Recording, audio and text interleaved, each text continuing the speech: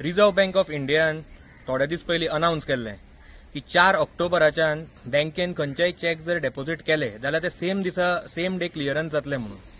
म्हाका कितलेशे फोन आयले, कितलेशे लोक म्हाका मेळपाकूय आयले आनी तांच्यांनी म्हाका सांगलें की तांच्यांनी ते 4 तारखेक चॅक घाल्ले, थोडे 6 तारखेक घाल्ले, ते अजून पर्यंत तांचे क्लियर जावना. ही एक खूब वायट गजाल आसा. आता हातून जे आमचे व्यापारी आसा, जे व्यापार करता, तांचो व्यापार टोटली पेमेंटाचेर डिपेंड आसता. तांकां आज खूब प्रॉब्लेम जाला.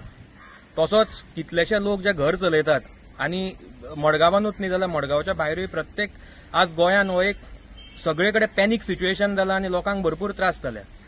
हांव मागता चीफ मिनिस्टरा कडेन, तो हे फायनान्स मिनिस्टरूय बी, की तांच्यांनी हातून बेगीनचे बेगीन इंटरव्हीन करचें.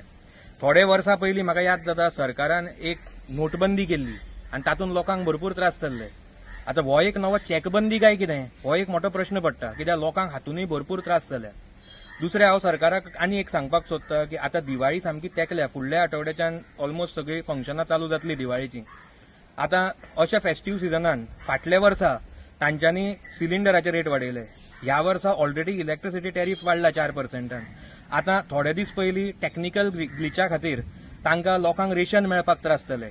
आनी आज हे एक नवें आयकुपाक आयलां आमकां की लोकांक चॅक क्लियरन्स न जावन भरपूर त्रास जाता.